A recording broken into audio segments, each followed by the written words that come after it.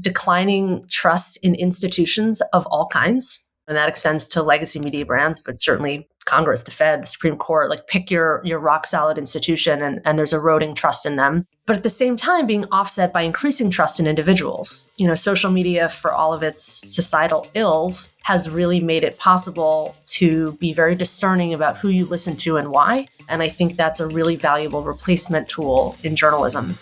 Welcome to Smarter Markets, a weekly podcast featuring the icons and entrepreneurs of technology, commodities, and finance, ranting on the inadequacies of our systems and riffing on ideas for how to solve them.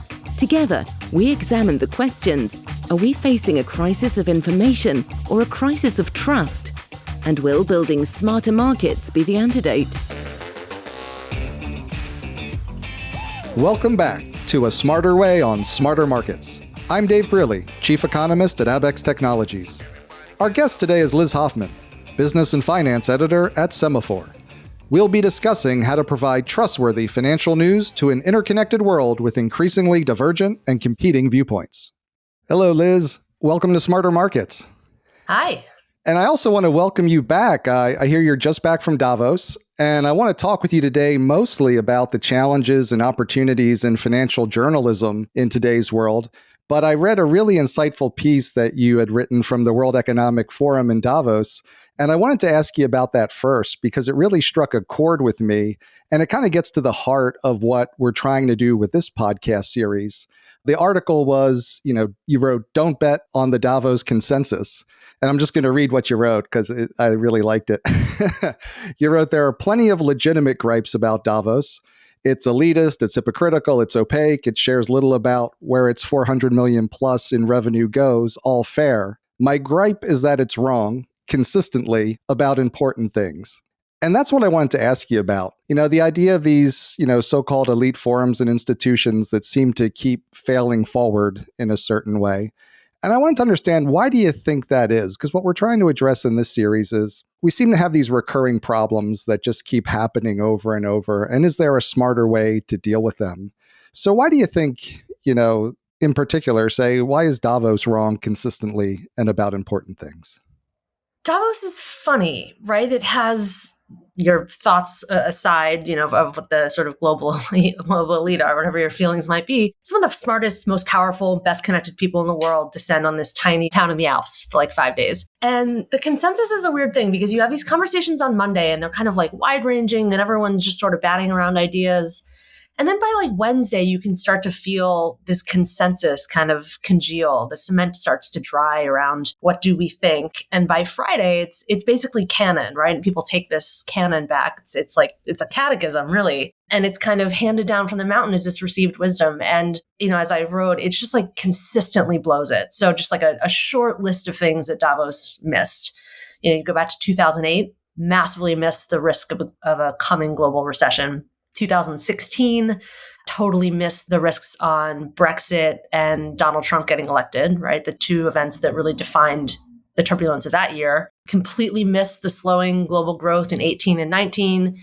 And then in 2020, I think that will go down as just like the most absurd gathering of humans in history, right? Like just absolutely nobody was talking about the pandemic, despite the fact that at that point, a couple hundred people were sick in China. The US had confirmed its first case the day the conference started, and just like not even a mention of it. And the sort of same communal behavior that would, very soon just start to feel like it came from another planet. I remember being, in my apartment in lockdown 6 weeks later, thinking about just how physically close I was to so many people in Davos. And, you're eating off of these communal trays and dipping in fondue fountains. I mean, the whole thing, if there was a whiff that there was a pandemic coming, it was not to be felt in Davos. So why? I think that the group at Davos, they don't wake up in the morning trying to be wrong about stuff. I think they are biased in two meaningful ways. They're biased towards optimism and they are biased towards globalism. And Davos was less well covered in the 90s, but I suspect if you went back and listened to the consensus that came out of those meetings, they would have been more on the money, right? That was the decade that brought us NAFTA and the Eurozone, right? There was this real kind of globalization, this cohesion, sort of steady march towards what everyone assumed would be this liberal, borderless global economy. That's just been a much harder sell the last 5 years. You're starting to see real regional factionalism, nationalism, balkanization, borders are going back up, supply chains are getting geopolitically complicated. So I think what Davos wants in its heart to be true is just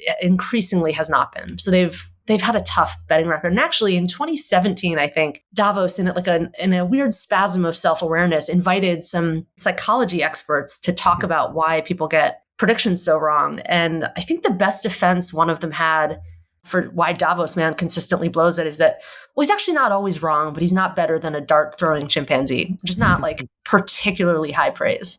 So, I don't know. I think it's very vulnerable to groupthink, and the people there want things to be good, and so that's what they say, and the kind of what they bake into the cake. Yeah, that's what I found so interesting because, dart throwing chimpanzees aside, it feels very human, right? Like I think often there's a storyline of like the smoke-filled room and the elites plotting against humanity.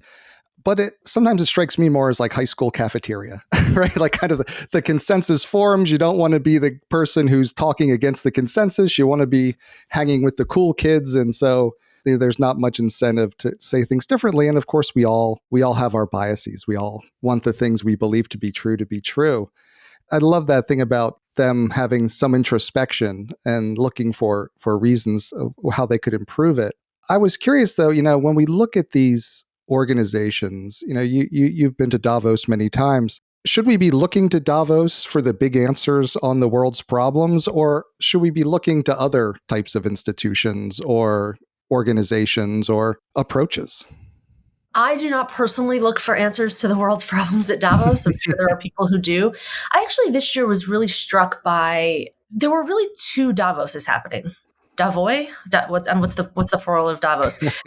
There's one that's happening in the big conference center where there are these panels on, sustainability and water scarcity and eating bugs. I mean, like the kind of stuff that makes a large segment of the world just kind of roll their eyes a little bit, but are, objectively kind of lofty, idealistic things. And the people that are at that Davos are largely public sector, nonprofit, NGOs. They are far blacker and browner than the rest of the conference, much more international. And then there's this other Davos that's happening very quietly, in the Belvedere, in the Hilton, in these suites where they're fundamentally just business meetings. And it's just become a convenient way for Western executives to knock off a lot of global business in a couple of days. So I don't know if Davos is comfortable with that kind of dichotomy, but I think that's really what it's turned into.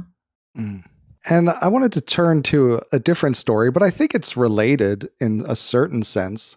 One of the areas that, some people were looking to for, kind of liberation from the role of the elites was in the cryptocurrency world.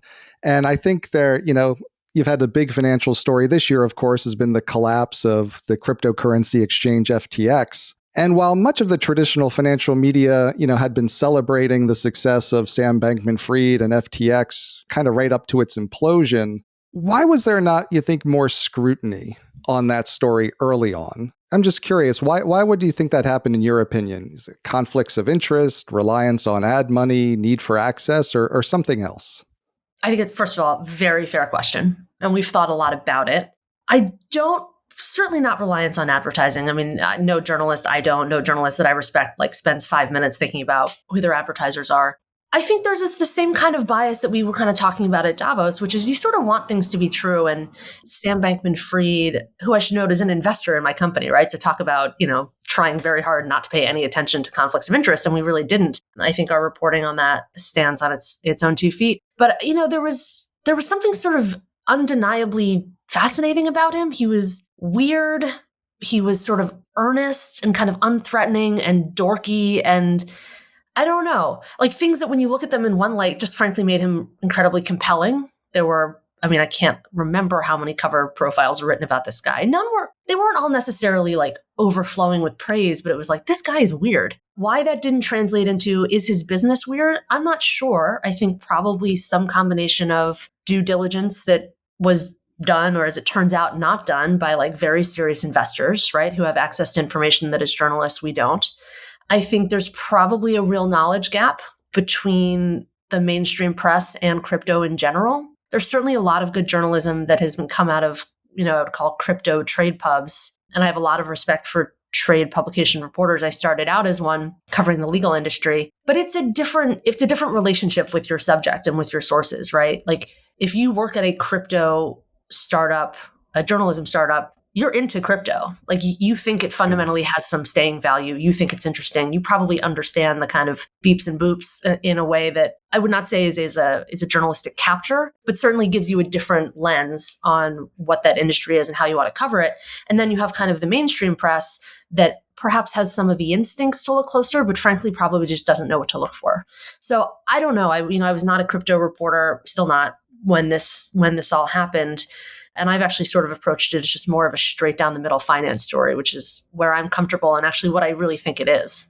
Right. And probably would have been easier for people to see the problems if they looked at it as a straight up finance story instead of technology bells and whistles that kind of obfuscate what seemed pretty straightforward.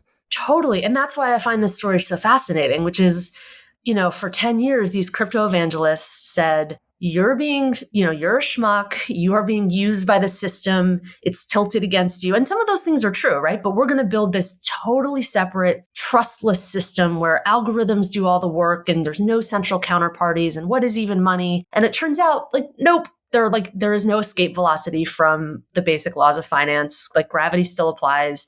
You still have to have the money when people ask for it. You still have to have central trusted counterparties, right? There's some friction built into the existing system that is bad, but a lot of it is there for a reason. And I think just watching this thing crash to earth in ways that anyone who's studied past financial crises or collapses for 5 minutes could tell you is incredibly obvious.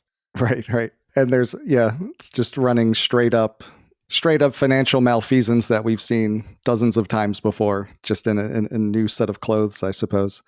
And I wanted to ask you, it's fascinating, between the two of them, because in both, it seems like, as you said, there's this role of the forming of the consensus. And once the consensus kind of gels, it kind of hardens, and then it becomes very different to question. You brought that up in the context of, what comes out of Davos also seems to have come out of, what do we make of this weird young guy who seems so successful in crypto? He's weird, but he's the financial wonderkind who's going to transform the financial system. Do you think like that role of the consensus formation and then it being very hard once it's formed to go against it, is that something you run up against?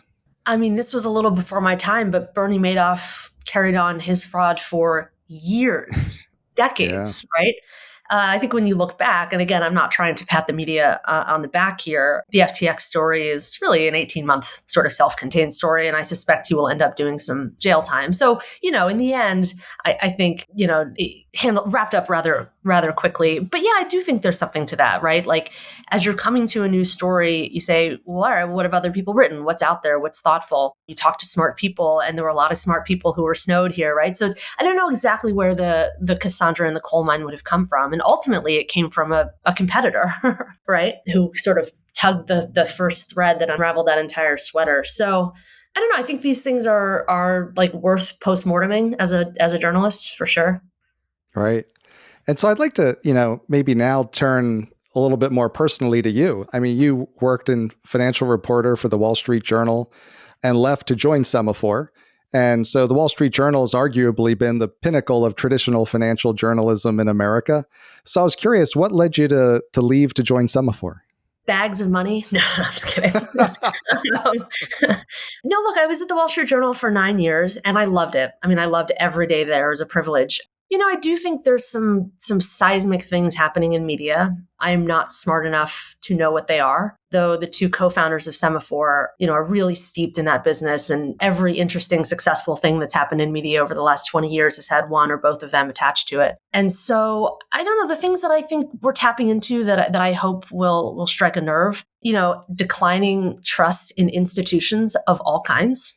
and that extends to legacy media brands, but certainly Congress, the Fed, the Supreme Court, like pick your rock solid institution, and there's eroding trust in them. But at the same time, being offset by increasing trust in individuals. Social media, for all of its societal ills, has really made it possible to be very discerning about who you listen to and why. And I think that's a really valuable replacement tool in journalism. And so, the pitch was, come here, we're going to build a business and finance, a small little business and finance company around you, a journalistic product around you. And you can, follow the things that interest you and not worry about the ones that don't. And that's a privilege. When you work at a newspaper, the front page of the newspaper has to be what happened that day. So we have a different mandate, and it's a privilege to get to kind of rock and roll a little bit. But no, and the other thing I think is at the Journal, there was a lot of interest at a high level in innovating and storytelling. And they certainly did great things, video and podcast. But I would find that when you would sit down to write a news story, no matter what you did, it always kind of ended up being 800 words and a photo at the top. There was some just gravitational vortex that everything kind of ended up there. And I'm not sure that that's the way people want to, I would find often that I would save my best stuff for Twitter. I don't love giving content away for free to twitter.com. So, trying to rethink how we do stories a little bit. And you'll see in our story form, it's incredibly stripped down. It's like our executive editor calls it exposed architecture, but here's the scoop. And these are the facts. And if we treat these facts as seriously as the Wall Street Journal does, they have to be right. Here is genuinely what I think about it, rather than pretending that reporters are fact collecting robots who don't have opinions, which is, I think, how a lot of other newsrooms have kind of self-immolated a bit in the last couple of years.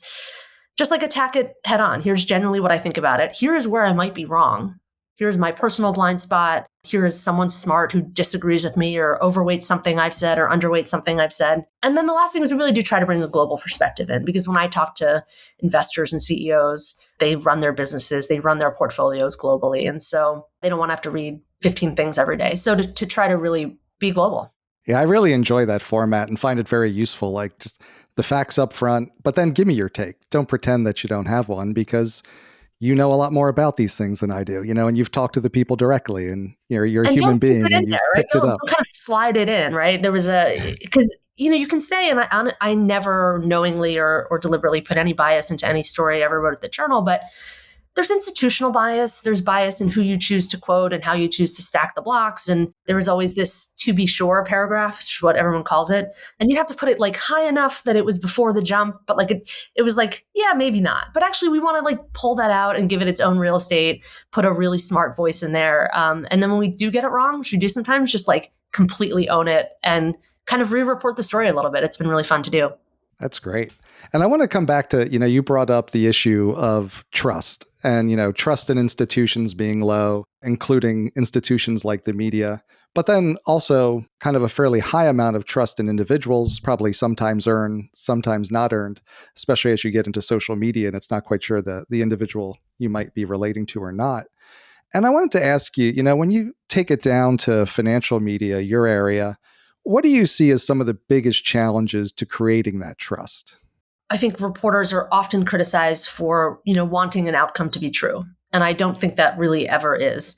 To the extent it ever is, financial reporters are human beings and thus rooting for the economy to do well, right? Yeah.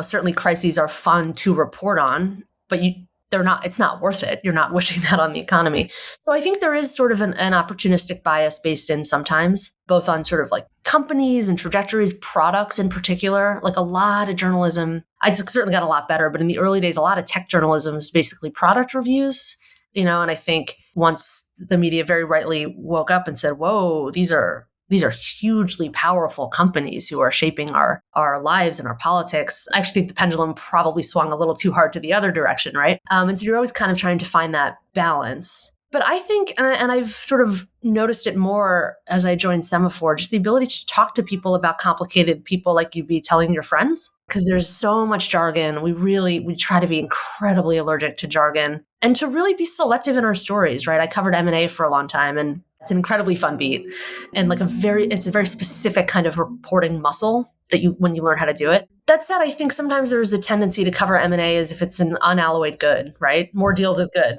I don't know why. They're exciting and stocks move and they're scoops and it's fun. But it's one company you've never heard of buying this other company you've never heard of, and we can't really tell you why because we don't cover these companies, we cover deals. So I think trying to always think of the reader and not write for your competitors or write for your sources, I think is just a good mantra to sort of say in the mirror every morning. That's great. Yeah, I wanted to ask you one thing about financial media, and it might be more true in broadcast relative to print, but I think there's often a sense that financial pundits maybe have to act a lot more certain about things that are inherently uncertain. I spend a lot of time talking with traders and investors, and, most traders, the most successful among them will, in their honest moments tell you that they're right a little tiny bit more than they're wrong, like maybe 52, 53% of the time. So I think sometimes there's this, idea of if people are speaking too confidently about issues that everyone in the know knows you can't be that confident about, it can be eroding of trust. And maybe that's part of the move you're doing at Semafor of separating facts, where you want to be 100% confident versus opinion, where you're giving your best thoughts. Do you find like a need to like have that authoritativeness in coverage that can be difficult? I find sometimes when I'll be pursuing a story, and look, some stories, some scoops are just too good. They have to just live on their own. But if I'm reporting a story and I don't have a point of view on it, or I'm not really sure what the thing is, then it may just not be a story for us. And I think there's some discipline baked into how we're approaching the news. But to your point about having to sort of be authoritative, if you get too much into on this hand, on the other hand, I'm not really sure what you're giving readers, but I think the best example of that, and it serves a huge purpose, it has to be done. But, every day a reporter at the Wall Street Journal, at Reuters, at Bloomberg has to write a story about what the stock market did that day, right? And there's always some tendency to kind of try to figure out why. And sometimes it's obvious, right? Like Greece defaulted on its debt. Sure, European stocks are down. But often there just isn't. And it's just not that satisfying. And you just sort of try to shoehorn something in anyway and hope that no one will squint too closely at it. I think that is hard. And it's particularly hard in financial reporting because, you spent your entire career as a student of the markets. Like sometimes they make no sense. Yeah, we used to laugh because, I used to have to write analysis reports, when I worked in research at Goldman. And some days a big move would happen and you'd call down to the desk to ask the traders, hey, what's going on? Usually they would laugh at you and say, more buyers than sellers or more sellers than buyers. Like, thanks, it's very insightful. Markets go up and down, great. Yeah. But it's kind of teaching, like somebody's like, yeah, like if you don't know, pretending certainly doesn't help build that trust. No. And so I also wanted to ask you, because in addition to the reporting you do, you've also recently published a book, Crash Landing, on how the world's biggest companies navigated the COVID-19 pandemic. And certainly that's an episode that I think will be digging through the implications for trust in institutions and media for a long time. And I was curious, not only what did you learn, but what do you think the rest of us need to take away about the state of trust in business, government, and media, and the importance of it from the COVID-19 experience? Yeah. I mean, one correction, it has not published yet. It publishes on March 7th. Oh, so your readers sorry. can still go pre-order it, but they won't get it for 6 weeks or so. But it's done. Yeah, I mean, it was just a fascinating project, start to finish. I mean, it really came out of reporting that I'd done for the Journal. We did this huge, just like 9,000 word story the first weekend of April of 2020. And it was a TikTok. It was like the month of March, day by day, seen through the eyes of, the biggest CEOs and investors and policymakers in the world. And it was really the month that the economy just completely shut down. And we thought that was an important moment to capture. But it just made so obvious from the jump that there was this incredible, frankly, narrative tension that was unspooling every day, and that there were huge questions that were going to be answered by the time we were done.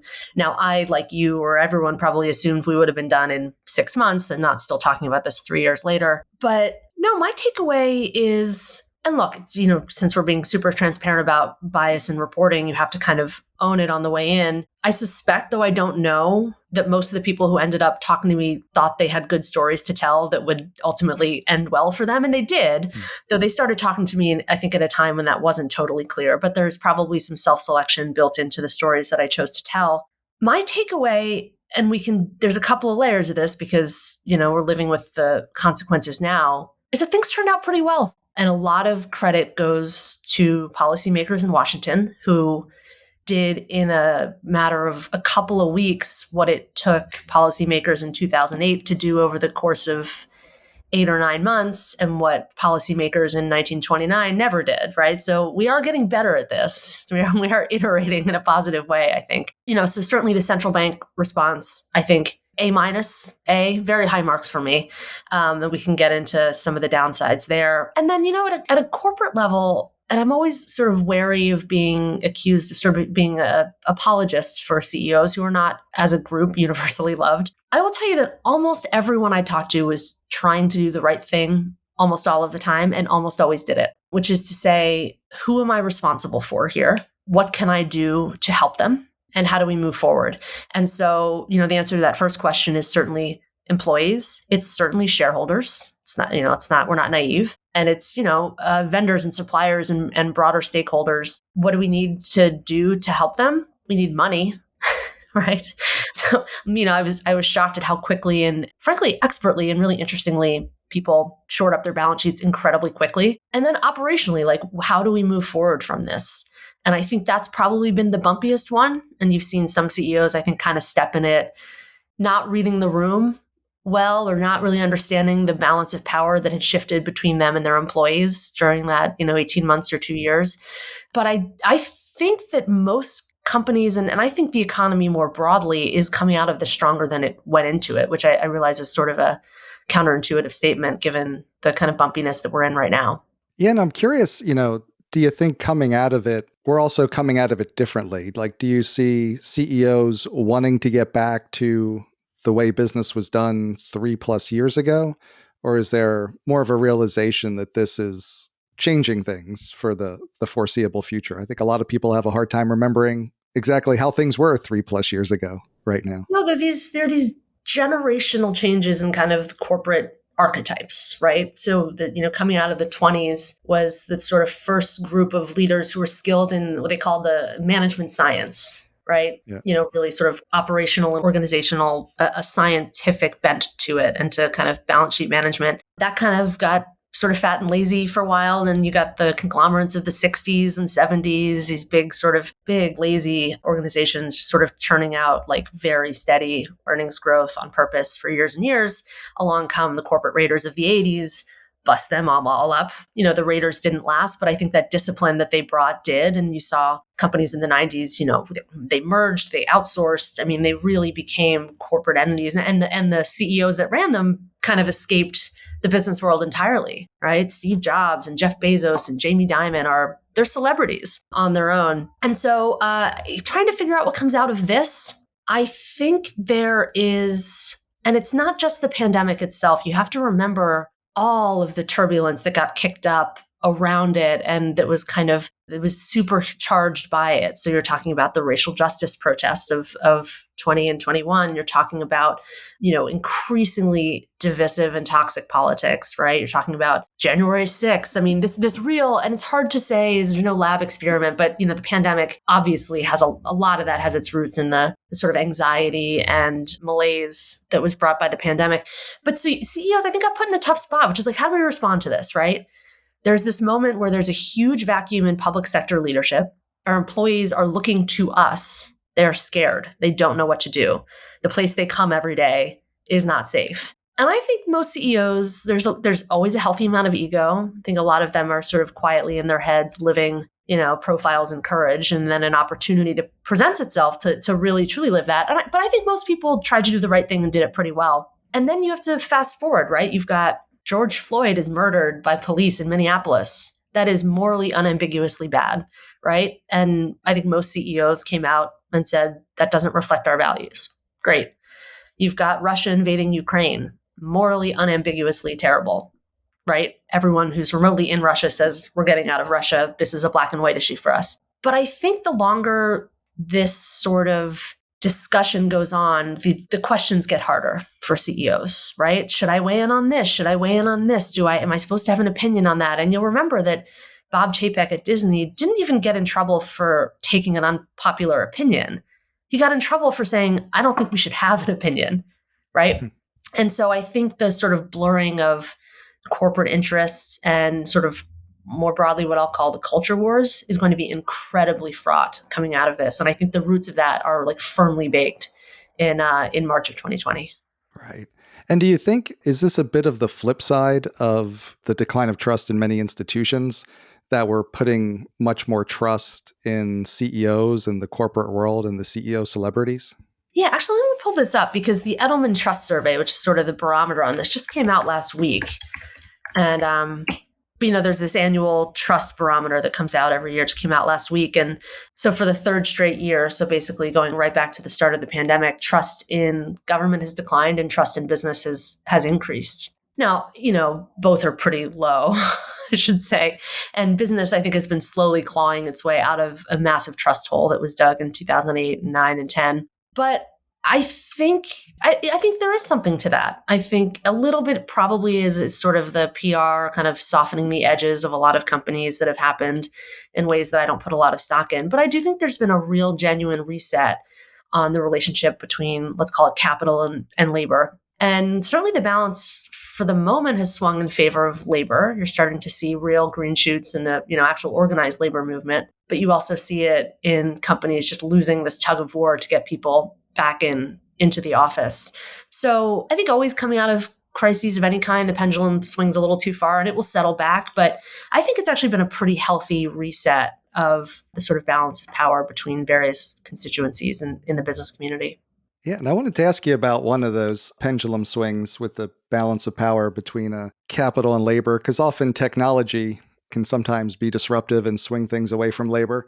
And of course, there's been a lot of, interest recently in some of the new artificial intelligence like ChatGPT, which looks like it's able to write what would pass as news stories. And so I'm curious, for your perspective as someone who's involved in creating that, what do you make of it? And is it a threat or an opportunity for journalists? Let me start with a Semafor plug, which is that was our scoop. We broke that story a couple of weeks ago that Microsoft was putting $10 billion in. And actually, at the end of that story, we had ChatGPT write a version of the story just for kicks. And me and my colleague Reed were sitting there watching it because, it renders kind of in real time. And our jaws were just on the floor. I mean, it was wildly good. I think every round of automation has come with this same kind of hand-wringing. A lot of it turns out to be true. A lot of it doesn't. I think skills shift in ways that don't align perfectly with the jobs that are available and the skills that are needed, but over time they do. But, I've gotten that question a lot in the last couple of weeks. And what I would say is ChatGPT wrote a pretty good story, but they are not the ones that found out that Microsoft was putting $10 billion into ChatGPT, right? There's still a role for human news gathering, which is just a real hand-to-hand combat business. Yeah. So you wonder, in the worst case, it's kind of like high-tech plagiarism if it's just able to take what's already been produced and recycle it with a human voice. No, but I actually think the same thing is going to be playing out on college campuses, right? If it is, at the moment, you can still distinguish between an AI essay and not and a human one.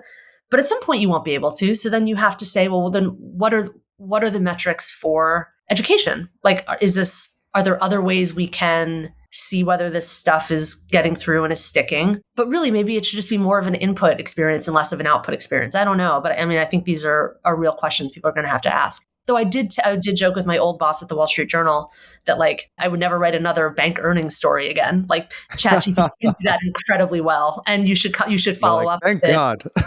Yeah, it could use a set of human eyes on it, but that is just not a value add. Respectfully, that's not a value add part of journalism. And it does create this opportunity for, if you can have an AI write a serviceable first draft that can get you started and then, save people staring at the white sheet of paper, and then you know where you can add in. It could be a fantastic tool potentially.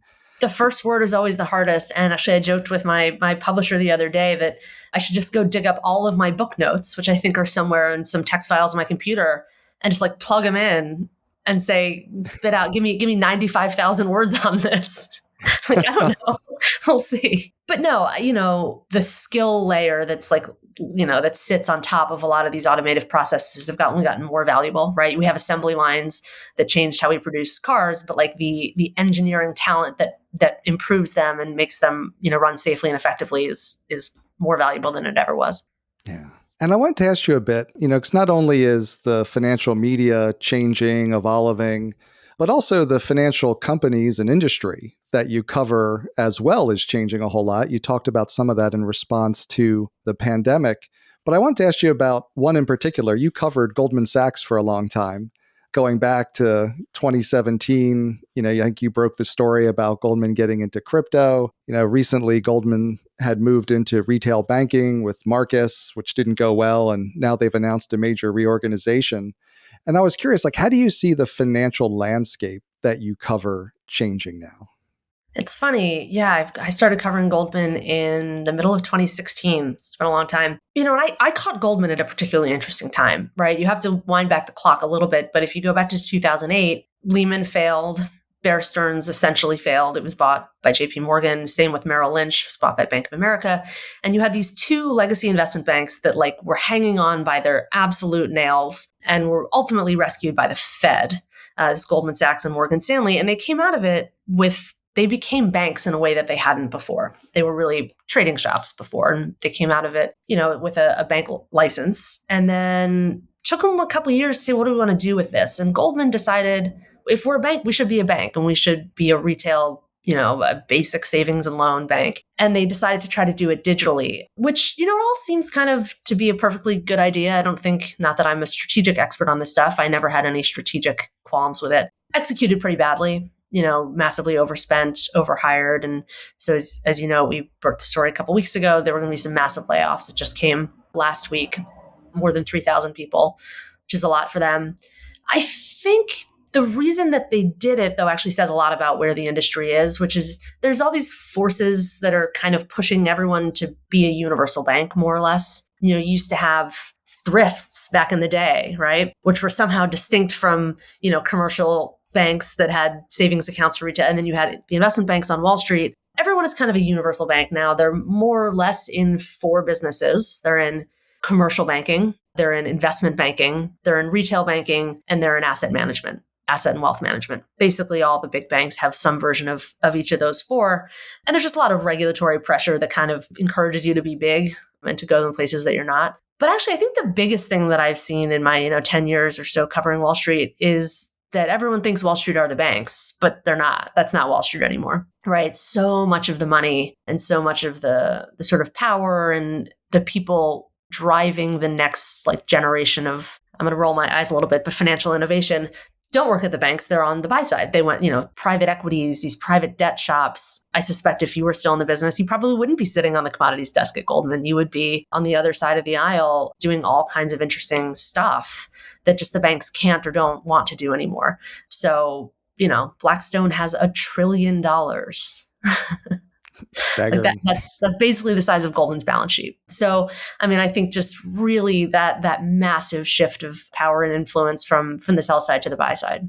Well, you're taking me down memory lane because I was at Goldman in 2008, so I remember that very well. And I started my career at the FDIC in Washington, so I used to have to know very well the difference between commercial banks and thrifts and savings and loans and all the others.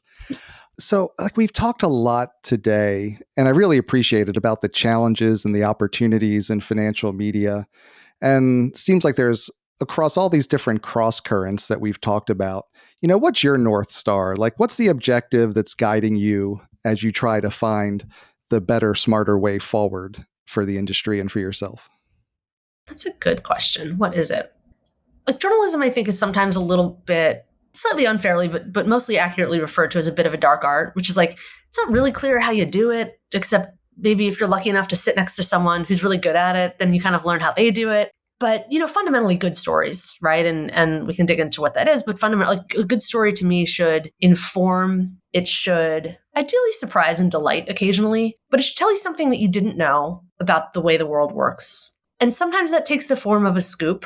But as we discussed before, a lot of scoops don't actually tell you anything you didn't know, right? Or are interested. I think on most days, most readers care whether something is new to them, whether it's presented in a way that makes sense to them, right? Whether they can engage with it and whether they can trust it. And so I think those are the things that I keep top of mind as I sit down to write.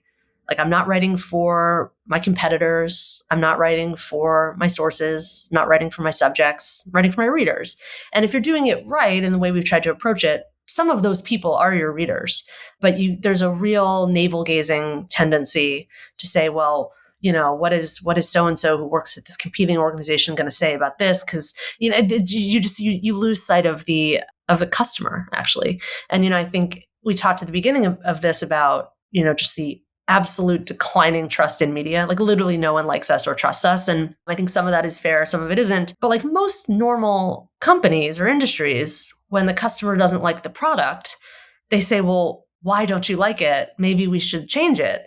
And in journalism, it's been like, you don't know what's good for you, right? Like sit here and eat your vegetables. And I think there's been a real kind of patronizing attitude towards readers. And so it's almost hard to believe that they hate us. So I think we try to talk to our readers like right on their level, try to be human, try to tell them why something matters. And if something doesn't matter, don't spend time on it. People are busy. And then look, at the end, you have to be right about stuff. Like trust is built iteratively. And I was lucky enough when I worked at the Wall Street Journal to have inherited, at that point, 120 years of trust. We had our 125th anniversary when I was there. And that's a real privilege. And it's like you have to carry it forward. We are starting from a totally blank sheet of paper. And so I treat every story, every sentence, every interview as a way to just put another jelly bean in the jar of like why you should give a shit about what I have to say about anything. Thanks again to Liz Hoffman, Business and Finance Editor at Semafor. We hope you enjoyed the episode. Join us next week as we continue our series, A Smarter Way, with guest Robert Dannenberg, former Chief of Central Eurasia Division, CIA. We hope you'll join us. This episode has been brought to you in part by Base Carbon. The trading of carbon credits can help companies and the world meet ambitious goals for reducing greenhouse gas emissions. But how do we judge the quality of these projects? And how can we ensure that our investments are creating real value? At Base Carbon, we're focused on financing and facilitating the transition to net zero through trusted and transparent partners. It's time to focus on what's important. It's time to get serious on carbon. Learn more at basecarbon.com. That concludes this week's episode of Smarter Markets by Abax. For episode transcripts and additional episode information, including research, editorial, and video content, please visit smartermarkets.media.